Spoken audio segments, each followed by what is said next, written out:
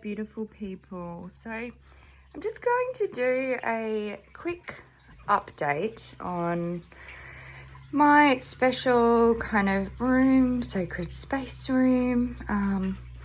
So I'm going to come in and shut the door, and I'm just going to take you around section by section. Okay, so through here, what we are, hang on, I've got to move back enough so you can see it. So over there is basically my little indoor fairy area and my fairy decks that are up there. I'll get a little bit closer. So this is just a work in progress for me. It's something I will tinker with as I desire to. I'm in no rush to do it. Got little baby fairies in here. Little fishing fairies over here. In this little cubby hole, we've got our gnomes and our sleeping fairy. And then it's just got, well, some of my decks. This side's got some of my decks as well, and the boxes that my father-in-law made for me. Here is just like all the setup of things I use on a regular basis. So my sort of daily practice journal, my Zen teaching notes, my little to-do book, iPad's in there, all the pens. And down here, this has just literally been chucked in at this point in time, as with like the green along the bottom, because all of this will just grow over time. Keep a whole bunch of crap in this one. Now I have coasters all over the place. So I have my A up here. Over here I have one of my Beauty and the Beast coasters. It came as a set. This here I actually found packed away when I was recently going through things, and my daughter actually made this when she was at her pop's house, the one who does wood making. So it's very special, so it's now here. This is just the heater, which is of all importance right now. Up here, just a few bits and pieces. My little Aladdin lamp and cup hubby bought me. Coming down here is kind of where I keep the crystals that I sort of may not be using at the moment or aren't in specific places. And as you can see, like the setup of like my crystal jewelry. As we come around, I've got my water plants, and this is more like my sort of abundance altar here. And moving over to this section, so first of all I've got this beautiful, beautiful cloth hanging over my window. But then down here is like my Zen area. And well, you can see everything that's there. I have a card over here. Hang on, I'll just bend down a little. This forms a part of a specific drawer that I do daily, not my daily drawer, but a specific intention one. I've got Kuan Yin over here, and I use my Kuan Yin Oracle quite often. And we pulled this little lotus fountain out of the garden. I have had this for years. It has been at another house out in our garden here for the 6 odd years we've been in this place. It's broken, its paint's eroded, but you know what? It works, and I love having the sound of water in here. Now, down here, as you can see, I've got another coaster here, and I probably should have vacuumed. Another Beauty and the Beast coaster here, and that's because I've always got water in here. Kind of depends where I'm sitting at the time. So every one of the setup of my coasters that are around is depending on where I'm sitting and what I'm kind of doing at the time. I have this little table that I've put here, and that's because I do a lot of my morning stuff on here. I write in my journal here. I'm a bit of a weirdo. I like to sit on the floor. I always have, ever since I was tiny. So this is my normal, just my journal that I'll put anything in there, tarot readings, general thoughts, that kind of thing. But I will also sit here and write in my practice journal, pull my morning cards, like this one over here, and you'll see a couple of others that I use in conjunction with this as we go around the room. Over here, we have this Buddha. Now, if you watched a recent video I did, I discussed my love of ugly, weird-looking things. And this was a very beautiful gift from one of my psychology clients. Probably around 18 months, 2 years ago now. And he is so heavy. He's so ugly, but I love him so much, and he brings me so much joy. And I could paint him and give him a different look, but I kind of like his ugliness appeal. This hasn't really changed any since the last time I did a tour, like just my setup of where I have my decks. I've got my porcelain doll over there who I adore. So this hasn't changed too much. My Beauty and the Beast there, some oracles up there. Same with as we go along this wall over here, and I'll get more to this side, but it's I've got a photo of my angels there. It's just my wall with my shelves and decks. And down here is my reading table. So this is where I do my readings for others.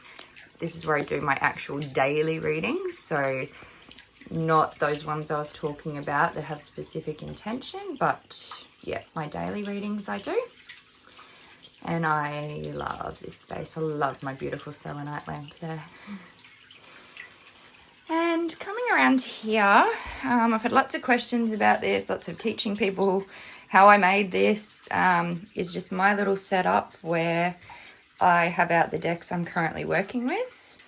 I've just got this sort of original version of Next World Tarot here because I just received it in the mail today.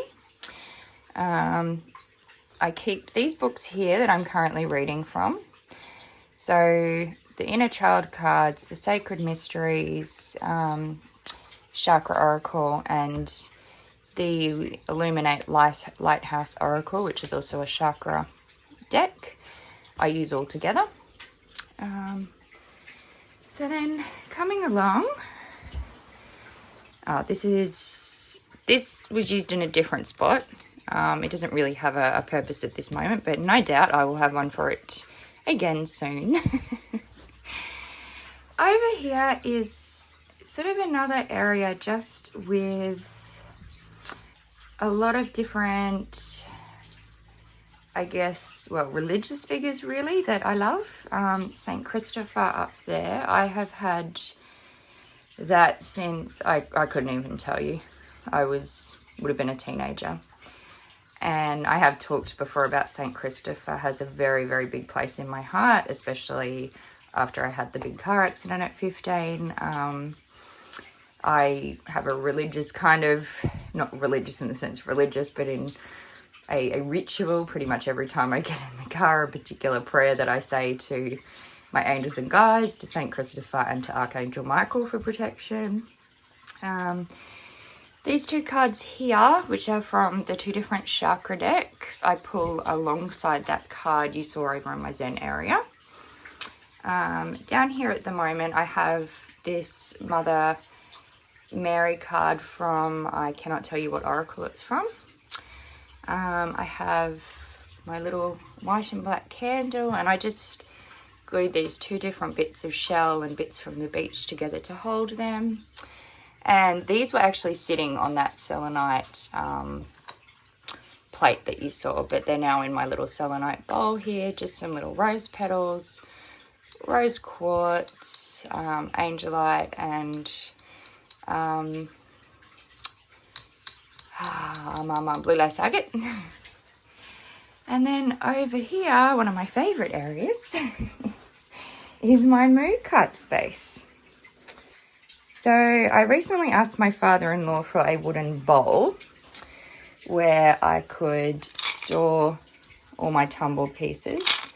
And look, he bought such a big bowl. I keep telling my husband now there's all this extra room for more moo kite, because they were originally living in this little small selenite bowl. But now I've got way more space. And over here is just my big bit where my skull, my moo kite skull spit, where he sits.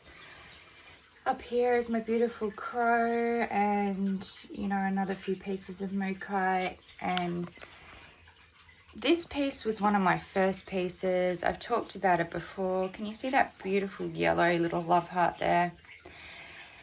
To this day, of all the stunning bits of moo kite I have, this is still my favorite. This is my go-to. If I am worked up or feeling anxious about anything, feel like I'm not grounded, this is the piece I will always go to. So yeah, it's funny because it was my very first piece. And then as you can see, I've just got all my different pieces. My lotus candle holder there, and I've got this leaf which comes from the water plant over there, just to have something of nature here. My beautiful moo kite chakra wand, which is just sitting on this kind of piece of found timber. And this is a sort of a recent acquisition, but yeah, when I knew my crystal shop had a moo kite chakra wand, it needed to be mine. I have my 2 moo kite pendulums, and of course this is my favorite moo kite candle holder. I love this one. And this one over here, which I love as well, but just not as much. This beautiful little clear quartz goddess is actually for a necklace, and she's just sitting there at the moment because I don't know that I want to use her as a necklace, but I feel like I will eventually come up with something and some way I want to display her. So she doesn't really have a home right now, but she's just sort of hanging out with the moo kite at the moment. And just my moo kite jewelry just sort of sits on here, separate to the other jewelry section. So yeah, like that is pretty much it. Just do another quick look around the room for you all. Now, I don't always have everything lit in here at once, like the candles you all see right now. I've got my 2 salt lamps up there. The reason they look a different colour is because I actually use green bulbs in my salt lamps, in both of them. And for me, that's representing the heart chakra. And I will only turn these fairy lights on if, you know, I'm focusing on this area or spending time with decks. Like, I will only light the moo kite space up if I'm particularly, you know, focusing here and doing work here. Same with the reading table. The selenite lamp goes on every morning, but mostly I will often just light all the candles there if I'm doing a reading for someone else. Same with over here. When I meditate, I actually don't have these candles on. I don't want the distraction of them, but I will often just light it and sit here and look and all of that. So same with over here. You know, my abundance candle will only be lit as and when I feel like it. Same with this side. So if I'm working over here and doing bits and pieces with the indoor fair, and as you can see, it's so bare, But this is almost like a test for me, this area, because when I get something in my mind that I'm going to do, I'm the kind of person who wants it done straight away. So this is kind of my stop, take your time, and it doesn't matter how many years it takes, you can add to it as you desire. So, and then as you'll see, my Zephyr and Zambuton, so, you know, my meditation cushion, sits in the middle of my room. And that is because I pretty much do everything from this space. I face this direction when I'm doing my meditation. Obviously, I'm facing here at my reading table when I'm reading. If I'm working on anything over this side, I will. So it's kind of the central point for me, because it just feels so natural for me to be on a floor and sit in weird positions, and I have always been that way. So yeah, guys, that's pretty much it. That is sort of an updated tour since the last one I did of my room. So hopefully you get the general gist. And this is my favorite spot in the middle, because it's like the connection to all the different areas. It literally transforms me from being in one headspace to another headspace, like to another headspace, depending on where I'm facing on my mat. So it's a really important place for me. Okay, so that's it. That's the what the room is looking like these days. So thanks for tuning in. I'm sure over time it will change again and again. And if there's any major changes, I'll do another update. All right, thanks for watching. Sending love to all. Bye.